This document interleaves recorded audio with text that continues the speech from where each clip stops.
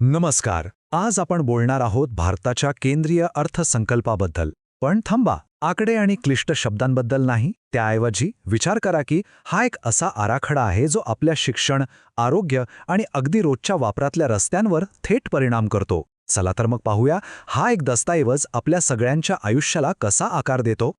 तर प्रश्न हा आहे की वर्षातून एकदा येणारा हा एक कागद तब्बल 1.4 अब्ज लोकांच्या आयुष्यावर कसा काय परिणाम करतो. याचं उत्तर फक्त आकड्यांमध्ये नाहीये, तर त्यामागे असलेली धोरणं आणि काही खास परंपरांमध्ये दडलेलं आहे. चला याचाच शोध घेऊया. बरं, या अर्थसंकल्पाच्या धोरणांमध्ये खोलवर जाण्याआधी एका अशा गोष्टीबद्दल जाणून घेऊया जी याला खूप खास बनवते, आणि ती म्हणजे त्याच्याशी जोडलेल्या परंपरा. कारण हा केवळ एक आर्थिक कार्यक्रम नाही, तर एक मोठा सांस्कृतिक सोहळा आहे. या प्रवासाची सुरुवात होते हलवा समारंभाने, जी या मोठ्या कामाची एक गोड सुरुवात असते. मग येतो लॉक इन कालावधी, जिथे अर्थ मंत्रालयाचे अधिकारी आणि कर्मचारी बाहेरील जगापासून पूर्णपणे वेगळे राहतात. का? तर अर्थसंकल्पातील कोणतीही गुप्त माहिती बाहेर जाऊ नये म्हणून. आणि हो, पूर्वीच्या ब्रीफकेसची जागा आता बही खाते या पारंपरिक लाल वहीने घेतली आहे, जे आपल्या स्वदेशी परंपरेचं प्रतीक आहे. या सगळ्या गोष्टी मिळून याला एक महत्त्वाचा सांस्कृतिक सोहळा बनवतात. चला आता वळूया अर्थसंकल्पाच्या अगदी हृदयाकडे, म्हणजे कर प्रणालीकडे. गेल्या 60 वर्षांपासून चालत आलेला एक अतिशय गुंतागुंतीचा कायदा आता सोपा केला जातोय. हे बदल सामान्य करदात्यासाठी आणि व्यवसायांसाठी काय अर्थ ठेवतात ते पाहूया. हे बदल नेमके किती मोठे आहेत हे आकडेच सांगतात. जुन्या कायद्यात तब्बल 5 लाखांपेक्षा जास्त शब्द होते, जे आता जवळपास निम्म्याने कमी झालेत. कलमही कमी झाली आहेत. म्हणजे कायदा समजायला आता खूपच सोपा होणार आहे. आणि मागील वर्ष, मूल्यांकन वर्ष यांसारख्या गोंधळात टाकणाऱ्या शब्दांऐवजी आता फक्त कर वर्ष हा एकच सोपा शब्द वापरला जाईल. ही खरोखरच एक मोठी सुधारणा आहे.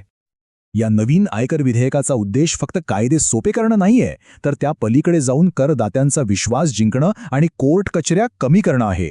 कारण जेव्हा कायदे स्पष्ट असतात तेव्हा त्यांचं पालन करणं सोपं होतं आणि अर्थव्यवस्था अधिक पारदर्शक बनते. तर मग हे सरलीकरण नक्की केलं कसं जातंय? विचार करा. लांबचक किचकट वाक्य गेली आणि आली सोपी सुटसुटीत भाषा. संबंधित नियम एकाच ठिकाणी आणले आहेत आणि जे जुने निरुपयोगी कायदे होते ते काढून टाकले आहेत.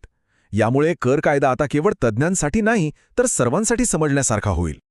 करप्रणाली सोपी करण्यासोबतच सरकार काही नियमांमध्येही मोठे बदल करतंय. यातलाच एक महत्त्वाचा बदल म्हणजे बायबॅक कर, ज्याचा थेट परिणाम गुंतवणूकदार आणि कंपन्यांवर होणार आहे. आता शेअर बायबॅक म्हणजे नेमकं काय?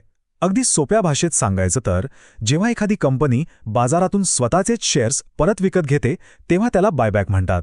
हा कंपन्यांसाठी त्यांच्या भागधारकांना पैसे परत करण्याचा एक मार्ग आहे, अगदी लाभांश देण्यासारखाच. मग हा बदल का गरजेचा होता? कारण पूर्वी कंपन्या काय करायच्या? लाभांश देण्याऐवजी बायबॅकचा मार्ग वापरायच्या आणि कर वाचवायच्या. सरकारलाच हीच गोष्ट बदलायची आहे. या नवीन नियमामुळे लाभांश आणि बायबॅक या दोन्हीवर जवळपास समान कर लागेल, ज्यामुळे कर प्रणाली अधिक न्याय्य होईल. चला हे एका सोप्या उदाहरणाने समजून घेऊया. समजा कोणी 70,000त 100 शेअर्स खरेदी केले आणि कंपनीने तेच शेअर्स 1 लाख रुपयांना परत विकत घेतले. म्हणजे जो काही 30,000 रुपयांचा नफा झाला त्यावर आता कॅपिटल गेन टॅक्स लागेल. सगळा हिशोब अगदी सरळ आणि स्पष्ट. कर सुधारणा तर झाल्या, पण हा अर्थसंकल्प भारताच्या भविष्यातही गुंतवणूक करतोय.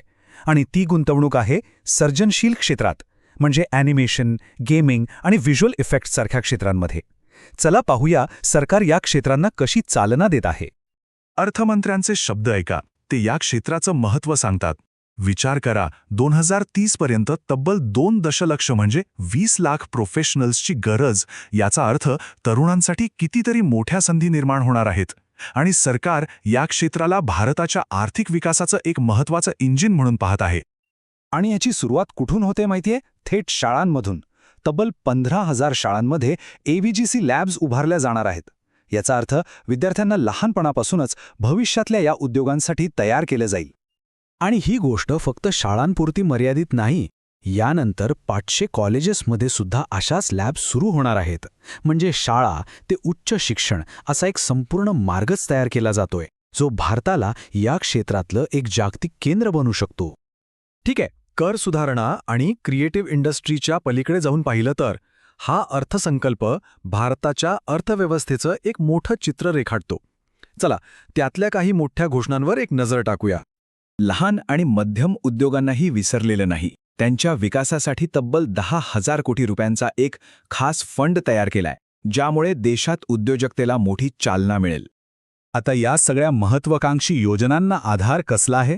तर तो आहे देशाच्या मजबूत आर्थिक वाढीचा. तब्बल 7.4% अंदाजित विकास दर हेच दाखवतो की अर्थव्यवस्था या मोठ्या गुंतवणुकीसाठी तयार आहे. याशिवायही बऱ्याच गोष्टी आहेत. आरोग्य क्षेत्रात मेडिकल टुरिझमवर भर दिला जातोय. बायोफार्मामध्ये भारताला ग्लोबल हब बनवण्याचं ध्येय आहे.